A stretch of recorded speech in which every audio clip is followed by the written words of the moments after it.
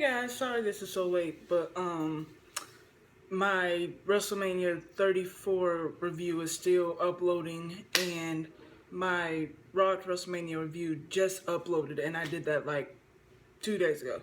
So yeah, hopefully this one will upload at least in a day and a half. But let's get into it. This one is the SmackDown after WrestleMania 34 review 2018. Daniel Bryan resigns,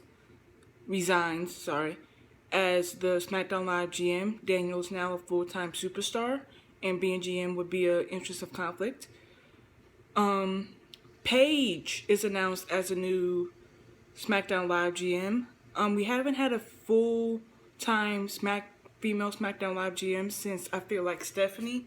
I feel like people like Vicky, AJ, and Eve kind of use that as like key parts in their characters for like a couple of years in case of Vicky, like a couple of months in case of AJ, and like a couple of months in case of Eve. Stephanie was a full-time SmackDown GM for years. You know, it wasn't just a couple segments, you know, blah blah blah. No. She was in that spot for years. And I feel like they could easily do that with Paige, because Paige is someone that has a personality, can be face or heel, and she can actually intimidate some of the men. So, much like Stephanie, she could bring them people down a couple notches if she need to. And that's why I love female GMs, because they possess that type of power. And I love that. Like, there was a segment where Kevin Owens, Miz, and a couple other people were arguing, and Stephanie yelled, and Kevin was like, that was really loud, and she's like, I can go higher if you want me to, Kevin. And like, I love that type of stuff, and I could easily see Paige doing that. So I'm happy about this, and this is also another step in the women's evolution, because we saw how having Stephanie do that for so many years helped build her character. I could see this being one more way to help build Paige. So I'm happy. But Paige, first order of business, she announces Daniel versus AJ Styles as the main event. Yay. This is an amazing opportunity that WWE has given Paige, and I know she's gonna take the ball and go Michael Jordan with it, in all honesty. This is amazing. I'm so happy for Paige, and I thank you, and I thank WWE for giving this opportunity to her. SmackDown Live is now Paige's house. So yeah, I'm excited for this, and I'm also excited to see this on Total Divas, because I know that Paige is gonna be on there for season 8. But this is amazing. I'm excited for this, and way to go, Paige, and way to go WWE for giving her this chance. It's Usos versus New Day, #1 contenders match for SmackDown tag titles. Usos versus the New Day is always amazing, always something special. They always do different crazy shit. I love it. The Usos win and will face the Bludgeon Brothers for the SmackDown Live tag titles at the Greatest Royal Rumble. Now, let's talk about that show for a second. I will not be reviewing it because I'm going to see the new Avengers movie with my mom. I might watch it a day after, and if I like it, then I might review it. But I'm not gonna make any promises, only because that's not a official pay-per-view, and I don't want to waste my time, especially if I don't like it. Like, why waste camera time and battery power on something that I'm not interested in, and I'm just gonna be bored the whole damn review? Like, no. So I'm not gonna make any promises, but if you don't see the review, that's why. On top of that, I love the Avengers, and I need to see that movie. So yeah. But alright, the winner of the first ever WrestleMania Women's Battle Royal, Naomi versus Natalya, is next. They show a segment that happened earlier. Naomi's being interviewed about being the winner, and Natty interrupts, basically saying she hopes Naomi is gone. next week because of the superstar shakeup. And Naomi basically says that this may be her last chance to get her hands on Natty. And I love that Naomi does this stuff. I love it. And the match is set. Naomi versus Natalya, I feel like, is always great. I don't know if anyone feels this way, but Naomi and Natalya have that Paige and Nikki chemistry, if that makes sense, in the sense of their matches are always different, they're always unique, and they always give you a different feeling each time, whether it's 2 minutes, 6 minutes, or 10 minutes. When you see them fight, you're always entertained. And that's why I love Naomi and Natalya's pairing, and why I love Nikki and Paige's pairing. They always just have me entertained, and this was no different. Even though the match was 6 minutes, it was a great 6 minutes. So, like Natalya doing a spinning powerbomb, that was awesome. Like, they're just, yeah, I love it. Naomi wins, and this was a great week for her. She was the first ever WrestleMania Women's Battle Royal winner, and she won her match on SmackDown. So yay for Naomi. Bobby Roode versus Randy versus Rusev, number one contenders match to face United States champion Jinder. Up next is Charlotte. Charlotte talks about how magical WrestleMania was and how she proved she was ready for Asuka and how she is the queen of WWE and how she's looking for that type of magic and competition again. And the Iconic Duo makes their main roster debuts on SmackDown Live. Sorry, y'all, I'm gibbering because I'm so excited about the past week. The Iconics, that's their new name because the Iconic Duo is actually already basically branded by someone else. But they basically say they can make the title disappear from Charlotte's waist, and they basically say that, like, what Charlotte did at WrestleMania was great, but it wasn't iconic. So basically they're mocking her for making history and ending a 2-year winning streak, which is exactly what they should do. I love that. And it's out with the old and it's out with the old and with the new, according to Iconic. And they wreck Charlotte. They wreck her. Like, they throw her into the steel steps. They powerbomb her on the floor. They throw her over the announce table. They killed Charlotte. Like, oh my God. And that was an amazing debut for them. Like, that mission accomplished by the Iconics. Like, that was awesome. Their promo was great. Their attack was awesome. And might I add that people wanted them to come up for so long, but I'm like, y'all have to learn that sometimes y'all need to trust that WWE knows what they're doing. And that they know when and when not the right time to call someone up. Perfect example, Bayley. Everyone wanted Bayley to be called up at Battleground. They were gonna freaking hijack the show if she wasn't called up. Then everyone ransacked the internet when she wasn't called up for the draft. But then got mad when she was basically in limbo her first few months before she went after the title. And then gets mad when they don't know what to do with her when, one, there's only so much you can do with a grown-ass woman that acts like a fucking kid.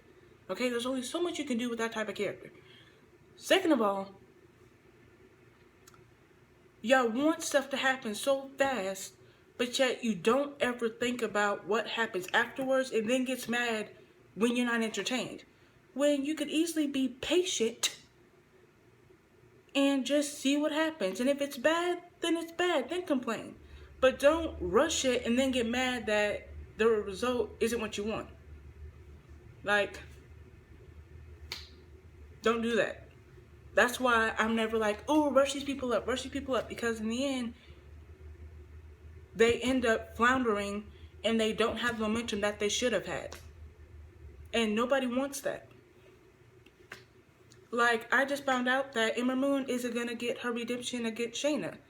And that's okay. Because she made her statement down in NXT. Now it's time to make one on the main roster. And I've been saying that. People just don't want to be patient. Or they don't like who's beating their favorites, so they hijack shit. And they bash everything. And it's just like, ugh, get a freaking life. But this is the really cool part. As Charlotte is out cold in the ring, Carmella says she's cashing in her Money in the Bank contract now. The ref was being a fucking dummy. Like, I wanted to jump through the TV and slap the living shit out of him. Like, dude, she's cashing it in. She's literally saying, cash it in. Cash it in. She's screaming at the top of her lungs for you to cash that thing in. And you're sitting there looking like Dumbo on rocks. What the freak is wrong with you? What is wrong with you? I swear to God, I wanted to jump through my TV and body slam him my damn self. Like, dude. Anyway. And then he wouldn't start the match. It's just like, Mike, me and you gonna have some issues. Like, anyway. But Charlotte is damn there getting up. She can't even stand up. And Carmella super kicks her. Carmella is your new SmackDown Women's Champion. And funny thing, Carmella, outside of Nikki, is the only one of the original 6 of SmackDown that has not been SmackDown Women's Champion. And for her to get this moment is so amazing. And if you saw her getting her title plates on there, oh my God, so great, so emotional, so awesome. And I'm really proud of Carmella. Like, really, WWE could easily make this work for her. They easily could. Just like they did with Alexa, they could do it with Carmella. So, I'm happy for her. And, I feel like this was perfect. From Charlotte's promo, to the Iconics debut, to Carmella cashing in and becoming Women's Champion. This was awesome. Like, not even trying to be funny, but the women of WWE stole WrestleMania week. From the matches at WrestleMania to the Raw and SmackDowns afterwards and the debuts and all this stuff. The women were amazing WrestleMania week. And they showed that women are top tier talent in WWE and they should be treated as such. So I'm really proud of the women there. And another little side note, to all the people that constantly say Nikki Bella's gonna come back and steal the spotlight, blah blah blah. Nikki's the only one out of the original 6 to never have a run with the SmackDown Women's Championship. So think about that while you're trying to bash her. Just saying. And I'm one of those people that's fine with her not winning the SmackDown Women's Championship. I was fine with that. But to the idiots that really thought that she was gonna take shine and all this shit, when clearly her neck was gonna be a huge issue and a huge question mark, and a huge question mark on if they should put the title on her or not, from the beginning, should have told you she was gonna be inside feuds her whole run. So, just saying. But, yeah, really happy for Carmella, really happy for the women. Proud to be a women's wrestling fan this week. Jinder's on commentary for Bobby versus Randy versus Rusev. This was an okay match, couple cool spots. Gonna be honest, I'm not interested in the US title, okay? The only time I was ever interested in this championship was when Rusev first won it, and that was because the matches you were having were great, and Lana was an amazing manager.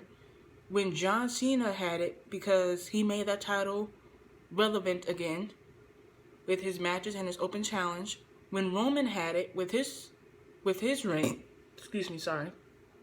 and yeah, that's it. Other than that, I don't care about that title. I don't. But Randy won. He's gonna face Jinder at Backlash. And that's the second match announced for Backlash after Roman versus Samoa Joe. The main event is Daniel versus AJ. First, though, a promo by the new SmackDown Women's Champion. Basically, Carmella says, the only person I want to thank is Carmella. And I proved to every last one of y'all that thought I would not cash in that Carmella is smart and Carmella is money. This was so awesome. This was so great. And this was the perfect heel promo. Perfect. Daniel versus AJ is now. The match was great, but was ruined by Shinsuke attacking both Daniel and AJ. First, let me say I love the match, and I know that they can do a lot more. Once again, I'm a person that does not watch the indies, so I do not know the type of match that these two possibly had in the indies, if they ever had a match in the indies. I don't know, because I don't watch the freaking indies. But from what they showed in this match, they did really great. And I'm excited to see more of them, because I know we will. I can also tell that Daniel was working a lot safer style. I compare his in-ring work to Nikki Bella's, and I know that people may get mad at me for saying that, but hear me out. When Nikki came back, you saw that Nikki's moveset changed in the sense of she still kept a lot of the stuff that we like her for, the spine busters, the, Insuries, the, power moves and all that stuff. But you saw that she added a lot of submissions, and she added a lot of more technical with her power, whereas before she was more power-based, but you saw that she added way more submissions. I don't mean submissions like, just regular rest holds. I mean knee bars and arm bars and all this type of stuff. Stuff that she was learning from Shayna Baszler and Natalya and Daniel.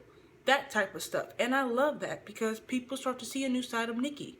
For example, her match with Natalya at Elimination Chamber. I loved that match. A lot of people hated it, but I love that because that showed that Nikki could be a great technical wrestler. And with Daniel, we know he's a great technical wrestler, but because he's such a risk taker, I feel like sometimes that gets overlooked. But he showed that he's a great technical wrestler in this match, and you can see that he was being a lot more safe, but he still did some of the stuff that we love him for. The running knee, the kicks in the corner, all that stuff. However, if I see your ass do a flying headbutt, anything, I'm going on a rant. Because, no, stay away from that. I don't want to see you doing shit, diving, head, nothing. Stay away from it. Because I love you too much. But, don't put him in the title picture. Do not do that. I see so many people saying, put him in the Universal Championship. Put him in this, put him in that. No. First, let him have a couple feuds to make sure that he's good and to make sure that, all his jitters and all that stuff is out. And make sure that he's continuing to be safe and he's not going to go high risk again as soon as he gets into the title picture. Hell, have Miz come back to SmackDown and have him feud with Daniel. Have that happen. That could easily be a great match for SummerSlam. Easily. And I know everyone wants to see that feud. I want to see that feud. Especially now that he can wrestle. So do that. And if you are going to put him in the title picture after a few feuds, put him in the mid-card. Don't put him in the main yet. Because if you put him in the main and he gets injured, you're going to blame WWE when it was your ass that wanted him to be there. So, let him simmer for a little bit. Keep his momentum, but don't throw him in the crossfire just yet. Let him,